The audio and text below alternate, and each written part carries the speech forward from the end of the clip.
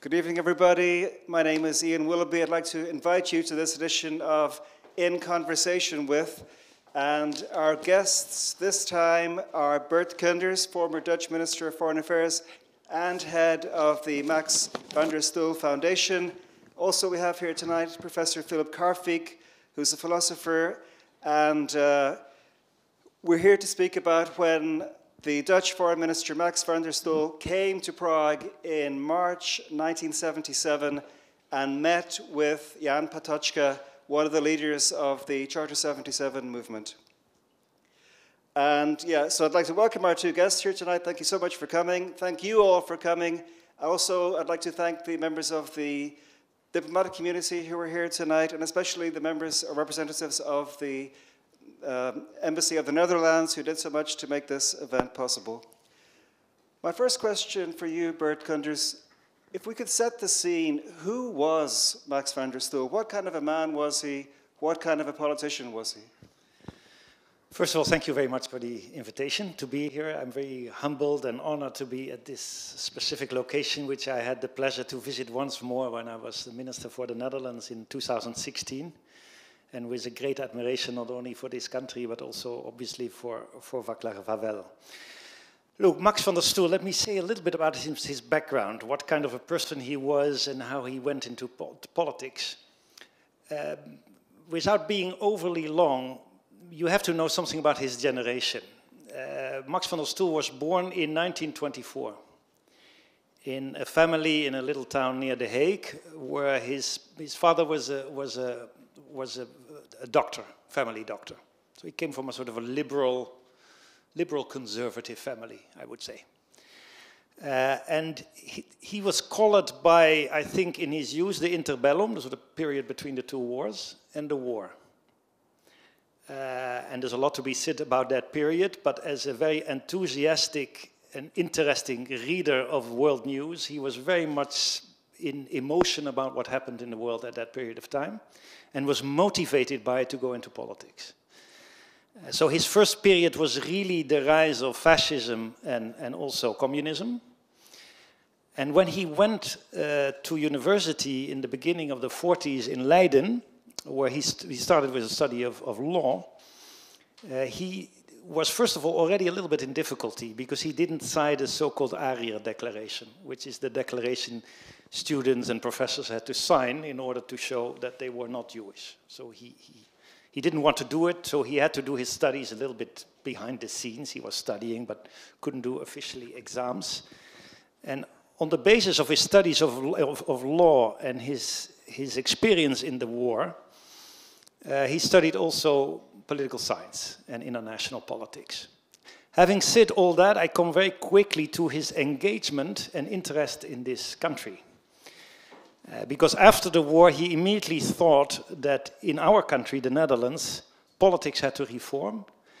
And he became member of my party, the Social Democratic Party, which was reformed after the war as a party which was formed out of different parties, but very much about two issues, social contract and democracy and freedom. And the combination of the two motivated him to become member of that party and be engaged.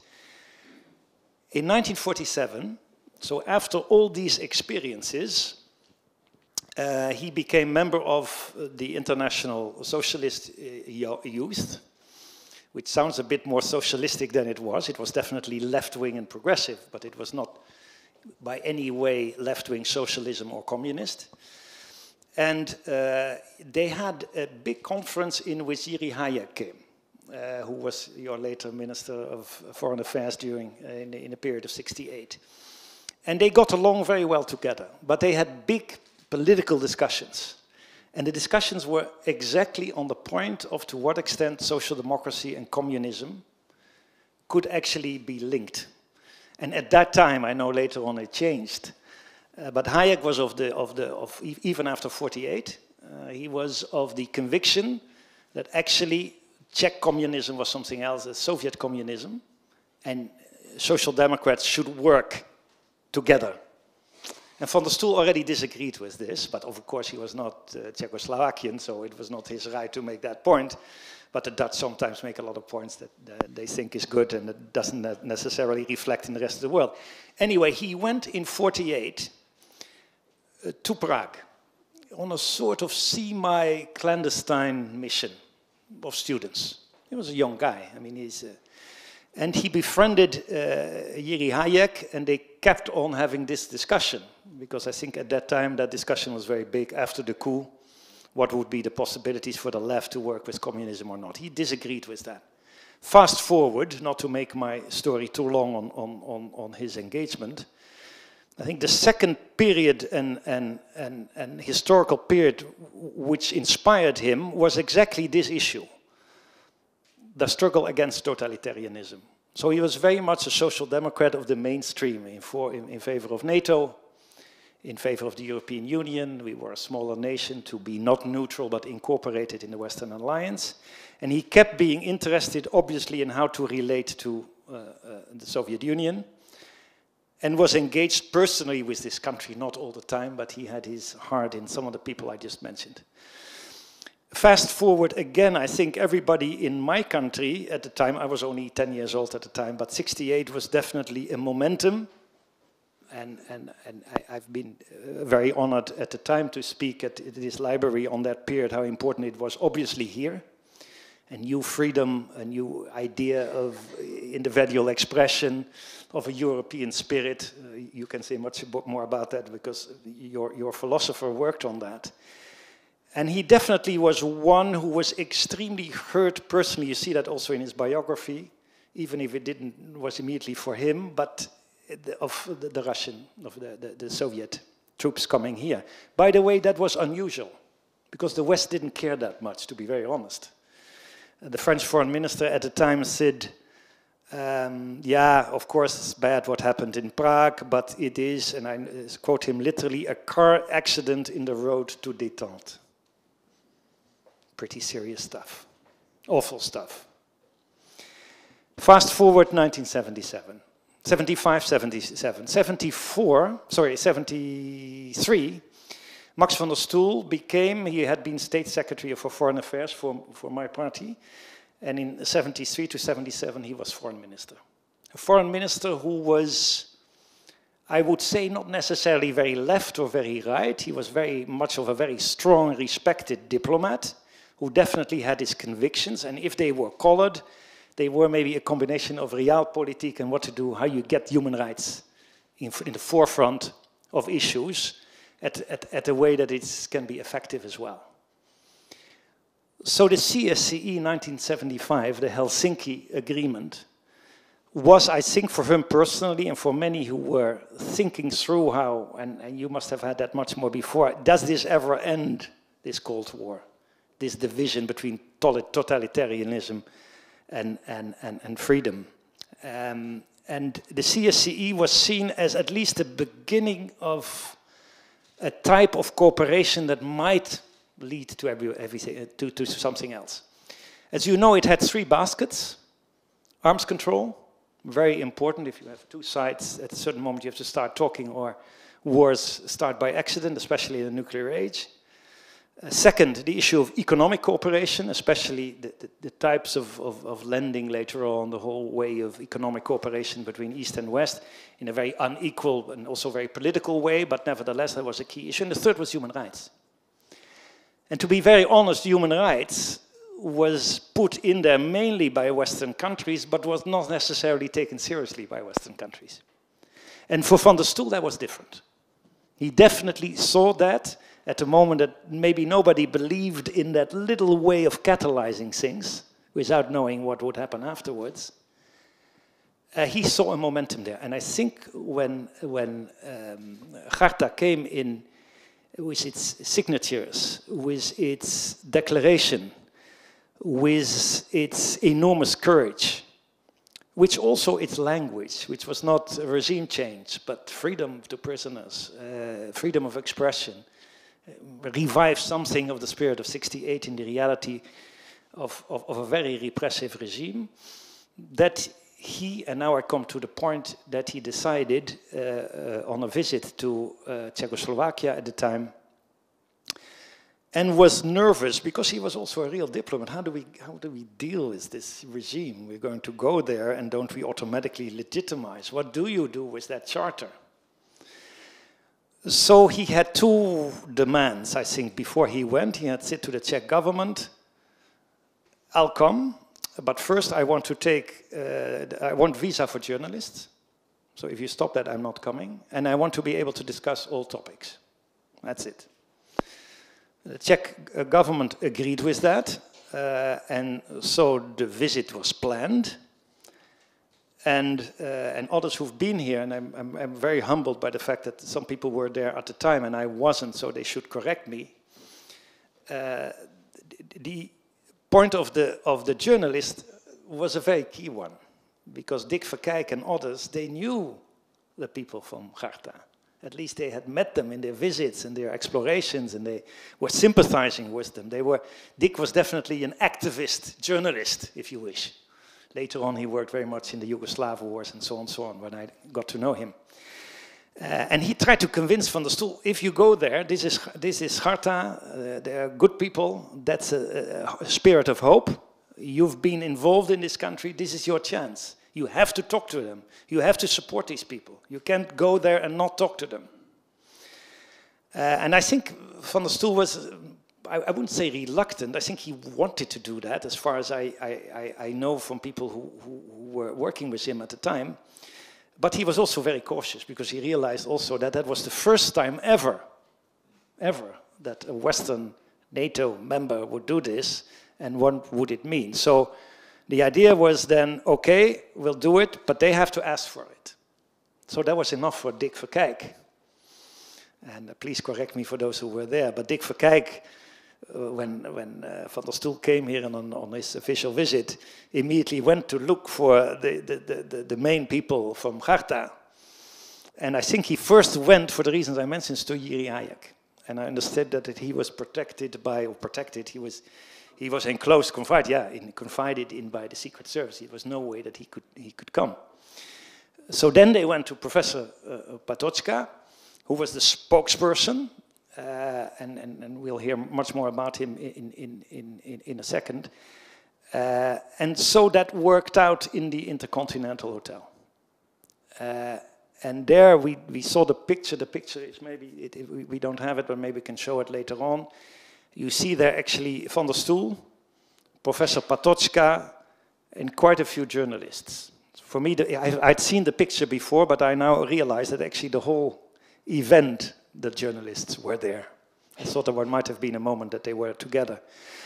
And what Van der Stoel told people afterwards, that he was not only very much inspired by the conversation, but he also saw that Patočka was extremely emotional and moved by the meeting. So it was a very intense meeting, but a very short one. We're talking about a meeting of 5 to 10 minutes. That's it. So it looks like we're talking about a big event, but it wasn't a big event. Yeah, the event was big. The symbolic value was big. But for the rest, it was a short meeting. And the short meeting was actually, because it was public, that the foreign minister of my country said, I'm here to support Helsinki, and I'm not interfering in the domestic affairs of Czechoslovakia. Which looks now like the most moderate and modest. I mean, I've been foreign minister, it's like the diplomatic term, as if you don't want to say anything. But it was of enormous value there, because it was obvious that, and that was also the reaction of the Czechoslovakian government, it was a disaster immediately afterwards, because the foreign minister, in a later moment, took Van der Stoel by his arm and said, do you think I'm going to The Hague to stir up problems? So we deny you any further official visit, go home. That's basically what happened. He didn't meet with Husak, and that was the end of his visit. And I realize I'm talking too long, maybe one or two things if you wish, for having the whole period there. So we have this whole engagement. I think the next moment was very much that for the first time in a NATO meeting after that, there was a serious discussion on human rights. which never happens in NATO, except when you had the dictatorships of Greece and Portugal and engagement with Spain.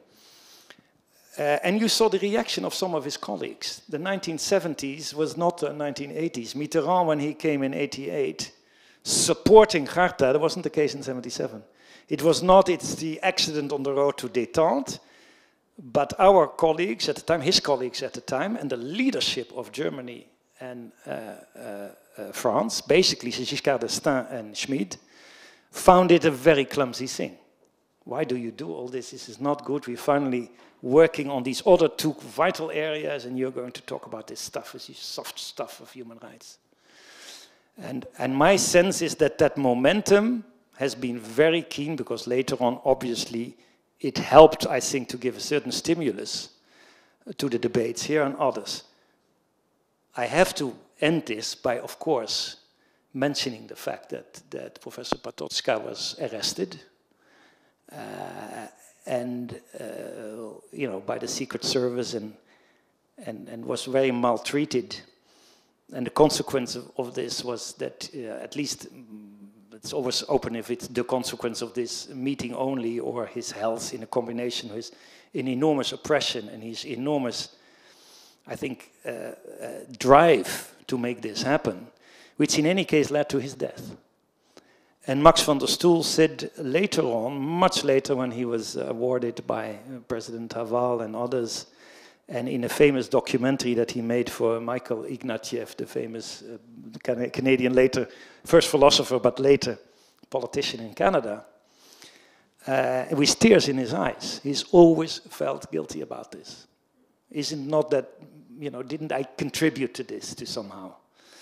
But he said also, the fact, you know, and when we talk about present day and life, if it is amazing that the hope that was created by Charta, I could, to be very frank, is it not have realized that that would mean, 12 years later, that the leader of that was president of this country.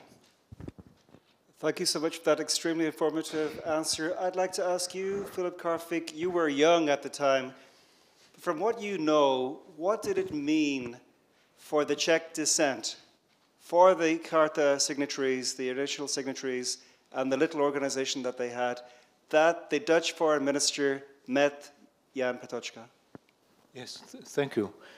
Actually, I was young. I was 14 at that time, but I remember well. In March, it was early in March, 1st of March, the visit of van der Stoel. I was in mountains with my mother for making some sport, but we listened, as ever, in the evening, we listened to the Voice of America, the radio, the Czech broadcasting. And it was on the radio that I heard that Jan Patočka died on 13th of March. So, what you know, when Charter 77 was published early in January 77, there was a huge reaction led by the state, but the government, the Czechoslovak government, in order to defamate this initiative. And it was a propaganda machine, a huge one, which actually, as a result, contributed to making Charter 77 known to not the text of it, not the content of it. It was never published, but people knew that something like this exists at that time. So this was one. This was the background of the visit of van der Stoel.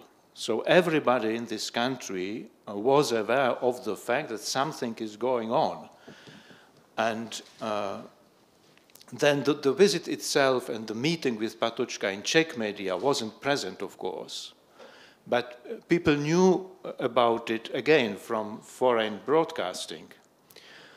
And what was the biggest and the tragic news was the death of Jan Patočka shortly, so 2 weeks after that meeting. And this was something which really was a sort of seal on the Charter 77, because Patočka was not a very known public person, but those who knew him, for all of them, he was a great moral authority, with no stain on his record.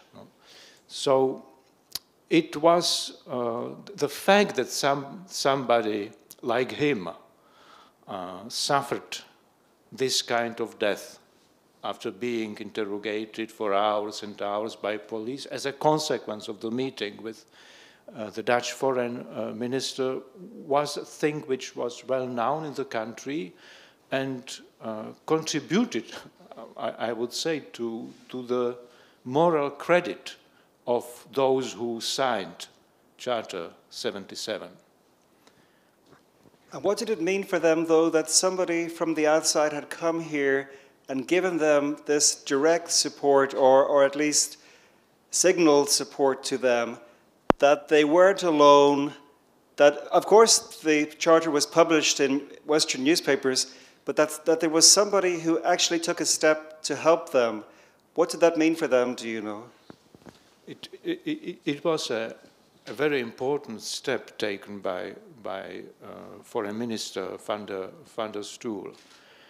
You know, actually, Charter 77 at the very beginning had over 200 signatures and 3 speakers. There were 3 because they knew that 1 or 2 of them may be arrested, so there were 3 on purpose.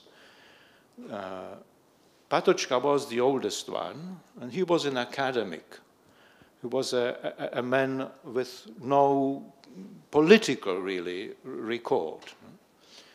Jiří Hájek, as you said, was the former foreign minister in 1968 who protested against the invasion by Soviet Union and the others at United Nations, and was the second speaker, and the third speaker was Václav Havel. So, at the time of the visit of van der Stoel, Václav Havel was arrested, so with no possibility to communicate whatsoever. Jiří Hájek wasn't arrested, but was in confinement, in domicile, so couldn't communicate with foreign media or whatsoever. And Patočka was left the only one relatively on free foot. So this is why Patočka was asked to meet with van der Stoel. And Patočka, in that situation, he knew he was not very well with his health, no? But he knew that he's the only one who can do this. And when this opportunity was given to him by Dutch journalists, he immediately agreed and asked for this meeting. So this was the condition. So it was the representative of the Charter to ask the foreign minister of Netherlands. So Patočka did it and went straight away to this meeting, which was actually the press conference, scheduled press conference of van der Stoel after his meeting with Czech Minister of Interior Affairs, which was the Bohuslav Chňoupek at that time. So it was a unique opportunity from many points of view, because Patočka was the only one who could do this at that time, and van der Stoel was absolutely unique opportunity to bring this message abroad. Of course, it was not the only way. The other way was that Patočka himself, he wrote several statements, starting with January 1977 until shortly before his death, explaining the basic text of Charter 77, what it is about, what it is not, and what can we expect from Charter 77 is the title of his last statements. He wrote these statements, he wrote them either in German or in French, and through different ways sent them abroad, so that some big international newspapers like Le Monde in Paris also published these texts at that time. So this was the other way, so the international press via letters. But this personal meeting was a unique opportunity. One thing I'm curious about is, what was the connection, or was there a connection between Patočka's own philosophy and his political action, and also his courage to stand up to the communists? Thank you. This is a important question. As I said, Patočka was not a politician, wasn't a politically active man throughout his life. Although he went through all the history of the country since the 20s, 30s, Nazi occupation, communist coup d'etat, etc. He was an academician, he was professor at the university, was dismissed from university after the communist coup d'etat in the early 50s, could return back and teach for a few years after 68 until 72, was then 65 and was then dismissed as for retirement, and went on in teaching in private. So some people present here were his pupil from that time, like the director of Jan Patočka archive, Ivan Chvatik, could say better how it was organized or how it was happening. And Patočka didn't really engage like his friends in, let us say, in the fight against the Nazi occupation or in the fight against the communist regime. He rather sought the way how to explain what is happening and to educate people to a personal freedom and responsibility as a university teacher. But he was then approached in 76 exactly as a person of a moral credit to do the job with the two others, to take this responsibility to be one of the three speakers of Charter 77. And having been asked to do this, he agreed, and he did it with all consequency then, and with the whole moral credit which was his arm. As to the question whether there is a connection between his philosophy and this sort of public or civil engagement and civil courage, and said, of course there is. Of course there is, and if you read his writings, especially from the 70s, they focused more and more on what he conceived of as philosophy of history, so the cultural history of Europe, what happened actually in the 20th century with two big world wars. And he also, it must be said, his conception of philosophy was not of a pure theory. His conception of philosophy basically was philosophy as a way of life.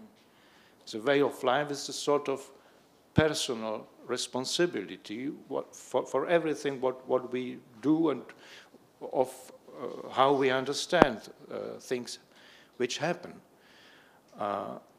So this was his conception of philosophy, which implied a reaction to the given situation. And if you are asked as a citizen of a state to defend some values or to defend some laws, he then was convinced that this is the duty of the philosopher. It must be also said that he worked a lot on ancient philosophy at that time, precisely beginning of the 70s. In the university, he taught on Plato. He gave a course on care for soul and the state of justice. So the state of justice was his topic at that time. And his philosophical hero throughout his life was Socrates. Who was Socrates, really? This was his hero in philosophical terms as well, because for him philosophy was the way of problematizing things, of searching for truth in questioning everything, and not stopping questioning, even if it becomes dangerous from the point of view of your civil existence. So another motive in his thought at that time was precisely the readiness for sacrifice in defending moral values. And the last thing I would say, in order to answer your question, we must remember what Charter 77 was based on. You spoke about it. This was the Helsinki Accords. And the basic attitude or the basic statement also of the Charter 77 was a legalistic one. This was a legalistic move, and this was not a political opposition, not at all. The Helsinki Accords, including the human rights, were incorporated into the legal system of Czechoslovakia and went in force in 1976. So these people then agreed that they will simply appeal to the state which adopted these accords as its own laws to obey by those laws. And the basic position was strictly legalistic. And Patočka was faced as a speaker of Charter 77 with the question, and as a philosopher at the same time, with the question how to justify philosophically the very idea of human rights and the action they undertook with this manifesto. And his position was, to put it simply, was that law and justice depends on acceptance by those who acknowledge these laws, but also on the readiness to stand for them, to stand for what should then be valid. And if necessary, to stand for it, even at the cost of your own life. So this was expressly put by Patočka like this. So he assumed, so to say, this very Socratic attitude and mission in all awareness of what he is doing. Bert Koenders, I'd like to ask you where your own interest in Charter 77 came from, because you told me you came here in 87. Is that correct? That's correct. It's a bit of an awkward story, to be honest, and I'll be happy to tell you. It was a very this was the, let's go from 77 to 87. And I think, if I just might refer to what my colleague was saying here, I think that Patočka was not very much known in the West, although it's very, very interesting enough that I see that actually lately in Nexus magazine, which is a magazine with people who are working about European self-affirmation and confirmation in a very difficult time, that Patočka and his soul-searching and his sense of individual responsibility and standing for certain principles and pluralism is actually now actualized in he was a kind of pioneer of thinking about Europe. Yeah, and to be very honest, I don't think at the time people knew at all. And I didn't definitely not know. But my inspiration was very much also on this human rights part, both from a political as from a sort of principled point of view. Political in the sense that, not party political, but in the sense of that here, in the struggle against totalitarianism and the price that was being paid by your people, here was an element of working on, and I think that it was very ingenious of Garta to do this. As you say, it wasn't a political, it was not regime change, you want the end of communism, this and that. Here were obligations. And many didn't take, on the West and the East, they didn't take these obligations very seriously. But there was an engine, and these engines were the Helsinki committees. And we have a Helsinki committee in our country, and it became something that was needed. In '87, I was member of, I was working in the Dutch parliament as an official, very low-hanging fruit, the small guy. Not important at all, and strangely enough, that was the reason why I came to Czechoslovakia. Because at the time, as you know, this is almost before the end of the Cold War, but nobody realized yet that this could come. Well, unpredictability of the world is not only from now, but also from then. Nevertheless, there was a sense, it was not yet Gorbachev having worked very strongly through reforms.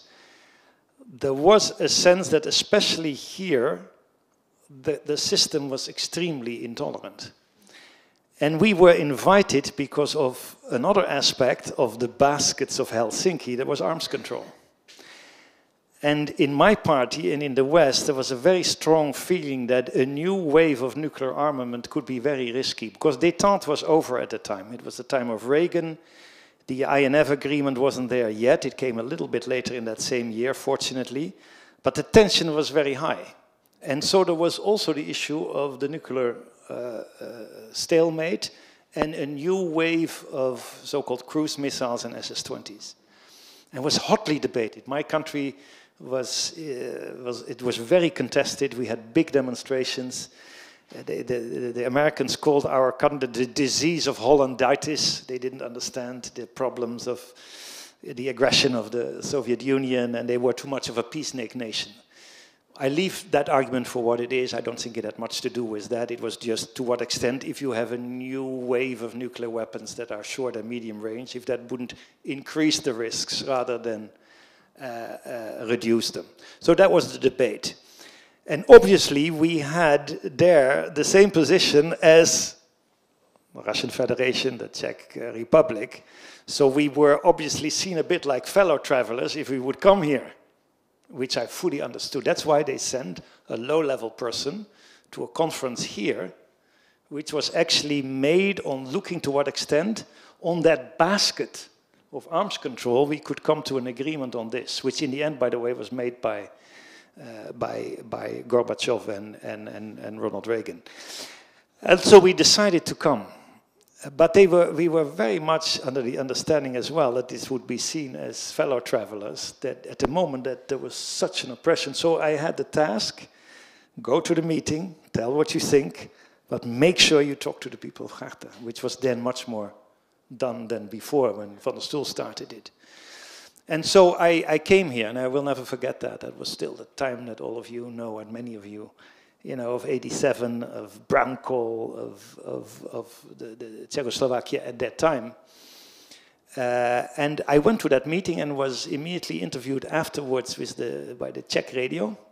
So they asked me about the nuclear missiles, very happy that we were also against them. And immediately I started on Garta, because I knew this was actually my inspiration more than anything else. Realizing, obviously, like had happened, by the way, during the visit of Van der Stoel, because what was reported to us later on was that the Czech television had reported on the visit without subtitling it and changing the language that Van der Stoel spoke, and for the rest made it sort of a short, general item if foreign dignitaries come to a country. This happened to me, obviously, as well, and I was kicked out of the country within 6 hours. So the secret police brought me to the border, and I was out. That was my personal first experience in this country, and I want to say it, although it doesn't have much to do with the specificity of the debate tonight, but I will never forget that with friends I went in '89 in November here, because we wanted to see the changes that were happening here with these very tense demonstrations. And for me, as somebody who did not live under the oppression and sort of the totalitarianism of the regime, I will never forget that what you all must have felt as this enormous relief that day on Wenceslas chair when we saw Havel Nacharat and the people there, all the candles still from the demonstrations. And I went to a family in part of Prague, and I remember very well that I couldn't understand anything of it. But where Husak was basically saying it's over. And that was, even for me as a foreigner, I mean, the people there had obviously tears in their eyes, but I thought, my goodness, this is, 77 and 89. There is also hope without naivete. If a movement is supported with the moral integrity that you were talking about, and through the years it's led to this enormous change. Excellent stories. Would anybody in the audience like to put a question to our guests? Can we get the microphone, please, at the back? Is there somebody who can do that? And yes, who has a question? I see a lady here in the second row. The microphone is coming.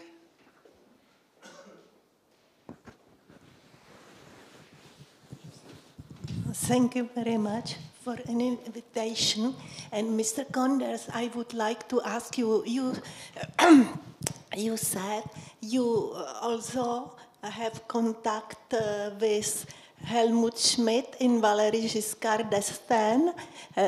He had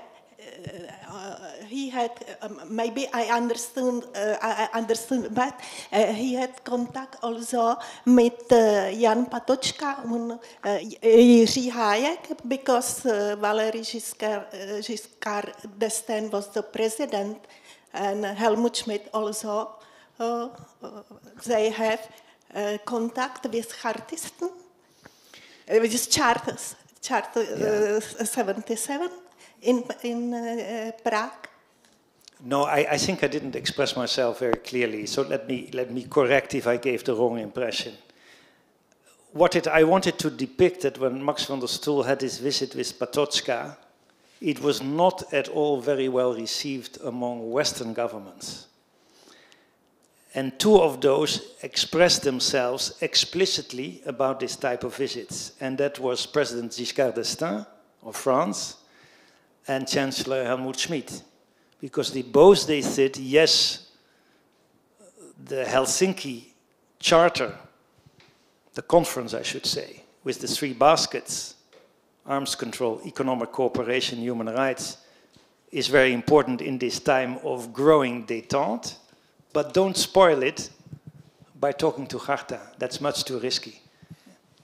So actually it was the opposite of what you're saying. I think President Mitterrand later on, especially in the year before the big changes, brought a very important visit to this country and gave a boost also, which was still very necessary, to Charta. I'll give you one other example of, and that's not, I'm not very proud of my country in that part. We had a minister in between, Minister van den Broek. And what happened was, Václav Havel of Charta actually, got the so-called Erasmus Prize. And all philosophers know about Erasmus, so the honor was given to him. It was before the changes. And it was then already very sensitive, and the foreign minister said, one of my predecessors, maybe it's not so a good idea to give it to Charta 77. Again, for reasons of the good relationships with the other side. And so what happened is, it's pretty disgraceful in my view, but I'm saying that now as more as a politician and as somebody who looks at history afterwards. In the end, it was given to Václav Havel, and his speech was actually censored to limit the amount of human rights language. I thought it was a shame. This was far later than the visit of Van der Stoel. So that's why I'm saying it was not at all a normal thing to do. The West didn't come up just like that for human rights. It was part of a whole strategy, and you could think about that strategy authoritatively differently, but it was definitely something that was contested even till that was in '86. It was 3 years before the changes.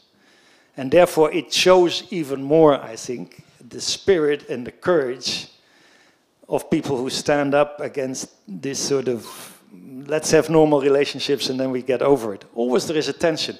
Van der Stoel knew also there was a tension. He didn't just go out and say, Mr. Patočka, come here and, you know, give me the, you get the floor, and, you know, you have to think through strategy. But in the end, you have to be inspired by it, and I think that's, so I'm sorry, I probably didn't tell you correctly, but this is the idea. Giscard d'Estaing and Schmidt didn't like it. And, I would like ask you, and who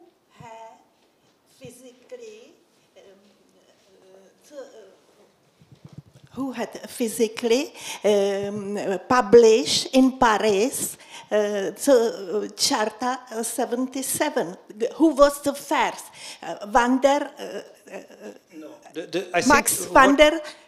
Maybe my colleague could answer this well, but when I look back to prepare for this, at the press that we had at the time, including in the Netherlands, but definitely Charter was published, I think, in full in Le Monde.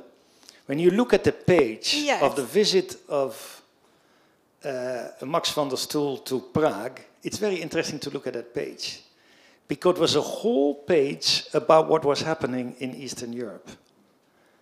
It was about, and I'm talking about the latter period, it was about the refužniks in Russia. It was about the beginning of somewhat of a charter in Hungary. And it was on this part. So everybody in the Netherlands knew the charter. But you better show it. Yeah, I can show it. It's in my language, so that is the only thing that helps. It says this is the big irritation, or irritation, I should say, of the visit of Mr. van der Stoel in Prague. And it shows in a how do you call that? An editor's comment. At least he wasn't timid, like some others were. But people in the West were probably better aware at the time, publicly, about what a charter was. It was in Le Monde, the Dutch press had reported on it. And here, obviously, it went through the underground and the way that you, at that moment, had the possibility to distribute it. Thank you. Any other questions from the audience? Yes, here in the front row. Sorry, excuse me, in the front row here. Thank you. Thank you, your wonderful presentation. My question is tricky because through your experience, you are actually repeatedly said to us the same dilemma we are facing now in other countries, foreign policy circles. When there comes human rights and other goals to keep stable the relationship with sometimes a big threat or countries. Actually, sometimes this yearning to actually keep human rights high, but as a real policy makers, also you have to think about the consequences. Some people also say that by actually pushing for the human right, it might backfire, make things worse. But through your own experience, when you see these human rights issues with some countries like China, Iran, other countries, what will be your personal advice? That's not an easy question, Mr. Ambassador, but thank you for this question. And if I just may take 1 or 2 minutes on it, not more. First of all, the effectiveness of your human rights policy. That is to say, does it really make a difference? And does it help catalyze what happens in another country already? You cannot impose human rights from the outside. Maybe some governments have thought they could. You can't. It always has to be based on domestic organizations like Charta, and at the time in the world you have many human rights organizations. So first of all, you can't impose it. Secondly, when you define your interests, human rights should be an integral element of it. And don't think we don't do it. The so-called realists say we don't. We stand up at the moment against Russia on the Ukraine. That's about values. It's about freedom. It's about standing up for principles. So it's not something soft. That's the second part. The third is we live now in a situation which is quite difficult. If you look to the rise of autocracy in the world, the reduction of civic space in the world, the reduction of freedom of the press in the world. First of all, I think we should realize that it is in many of the countries we are representing a foreign policy interest to do in an intelligent way our human rights policy. Now, what is an intelligent way? It's not an easy thing to say. Why? Because human rights have also been politicized. And there's a long debate about that, possible. My position remains that human rights are universal rights. They were set up after the horrors of fascism and communism and totalitarianism after the Second World War, not only by the West. Look at the history. I think the issue that they often have been utilized by the West in a type of conditionality that might be counterproductive is also a possibility at the moment it happens with double standards. And that's what we see right now, the sense that this issue of human rights becomes politicized in narratives, different narratives, depending on what happens with geopolitical rivalries. Now here we have to be very clear about what we're doing, and it's not easy. There is no one recipe to deal with human rights policy. There are many who say, forget about it. We have now China and Russia and all these kind of places. Be realistic. It goes about your economic competitive interest and your military interest. I still think those baskets of Helsinki are extremely actual right now. I could give you a few areas where maybe such a Helsinki process might not change the world in the Middle East from one day to the other. But if you do not put that basket of human rights in it, then you might actually go into a situation which is much worse. In terms even of your, let's say, not so much self-enlightened, but direct self-interest, economy, military, and so on and so forth. I haven't said much about what that means in practice. I think there's one big battle in the world right now, and I think there are many answers to that, and I think we might differ on what those answers are, and what the best principles are, and what the prioritization of human rights is. I know also in this country there are issues. Your parliament just didn't sign here in Czech Republic the Istanbul Convention, or that's the good right of the parliament here in not prioritizing that, but in other countries, including mine, that would be seen as something which is not a good thing. I have been a lot in Africa as Minister for International Development. If you are coming from the West and you're the former colonial power, it doesn't mean you are not allowed to say anything. But obviously, your narrative comes always with a certain historical and present power. So again, there you have to think through, what do you catalyze? And my fear is now, and that's why I become a little bit more radical on human rights, because I think there is a tendency now to say, well, listen, the world is complex. We have geo-economic and geopolitical rivalry. It's a bit of soft business. Yeah, human rights is fine for a dialogue, but when push comes to shove, it's not that important. Intelligent human rights policy is extremely difficult, cannot be imposed, is more and more politicized, but is an absolute necessity. And that's the inspiration, I think, at the time for Max van der Stoel, because there, the same realpolitik was there. It wasn't so smart to do this and have that conversation.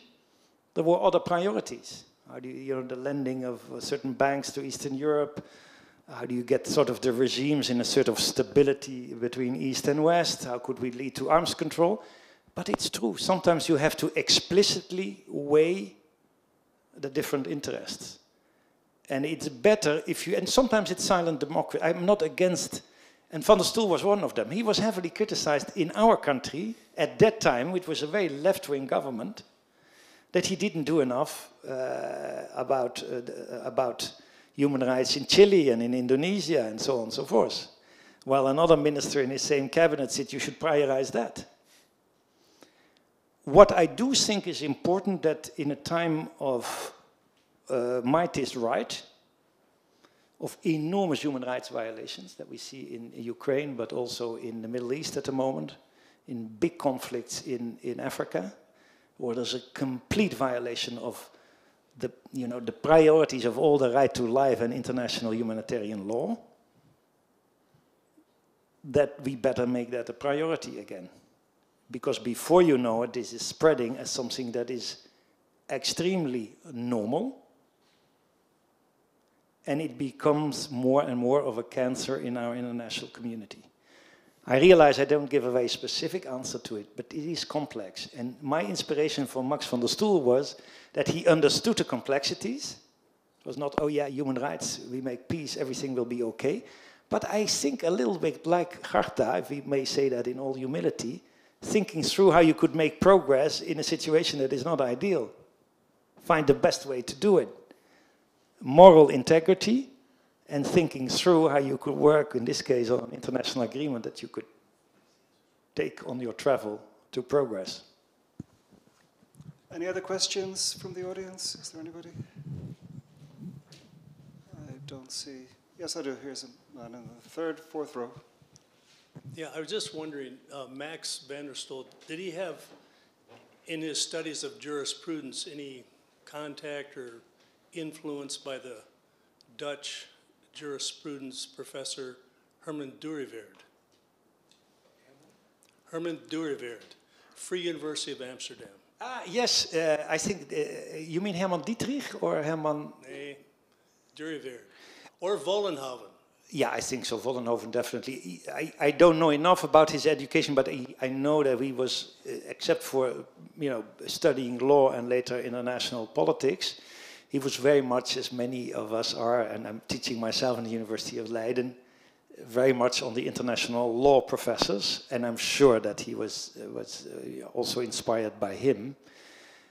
For Max van der Stoel, look, it's interesting to say how his life went further after this. So at some point he was once again short-term foreign minister, but when the Cold War was over, he was definitely from day one not a believer in sort of the Fukuyama eternal peace theory.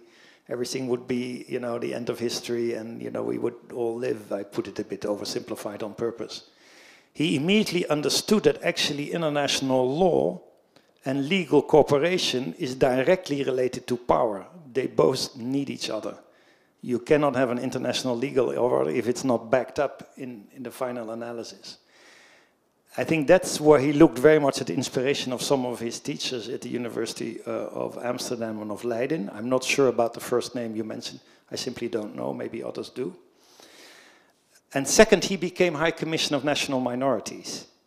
So for the Organization of Security and Cooperation in Europe, which was actually the successor of the Helsinki, the CSCE, he knew that in lots of countries in this region, including in the Baltic states, with the Russian minority, including in the former Yugoslavia, this issue of human rights and identity, which we see now as a major battleground for the good and the bad, from cultural wars, which is mostly bad, and mostly social media, and mostly disinformation, something that I think for the human rights debate is absolutely key right now, including in my and your country. This whole issue of disinformation, the right to information, and how people are protected from this. But anyway, that's a sideline. The other point is really that individual and identity and the differences between the two played an enormous role in the risk potential of conflict in the former Yugoslavia. Especially he worked in Macedonia and the Baltic states. And there he was again the silent diplomat. There was a documentary made by him where he spoke about, with tears in his eyes about Patočka, but it was actually a documentary about his life as High Commissioner for National Minorities. And he did that behind the scenes. That was typically an issue in which he said, to come up for human rights, it's complex, the individual and collective rights, the contested borders. Before you know it, you get wars, and actually you did in the former Yugoslavia. How with silent diplomacy in this time, I can make sure that this is contained. And I realize that's not an answer to your question, because the first one I don't know. Okay, just a follow-up. Now, did I hear you correctly say that when you talked about violation of human rights, you see that in Ukraine? Did you say that? No, yes, definitely. Okay, yeah. That's what I thought I heard you say. What specifically are those violations? Because you don't hear much about that. You hear a lot about the aggression of Russia and the horrible aspects of what they're doing. But what specifically are human rights violations in Ukraine right now? To be very honest, I was talking about the violations by Russians in the Ukraine. But not by Ukraine. Well, I'm sure there are also on the Ukrainian side, but they are at the moment, of course, meticulously small compared to what we see in the war of aggression and the enormous human rights violations we see. And I mean, I won't deny there wouldn't be any human rights violations by the Ukrainian government or police or military. We have to look always at all sides, but here it's definitely the violation by the Russians, from Bucha to Mariupol to taking over children and bringing them to the Russian Federation and so on.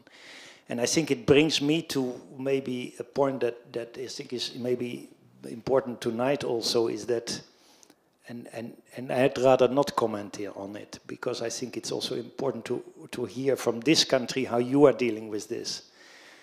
Having lived under the oppression and the totalitarian challenges with the occupation of the Soviet Union at the time, that the big battle is now obviously in Russia. I mean, if I look to, I don't know if any comparison can be made, but if you look to somebody like Navalny and now his wife, and how the people are,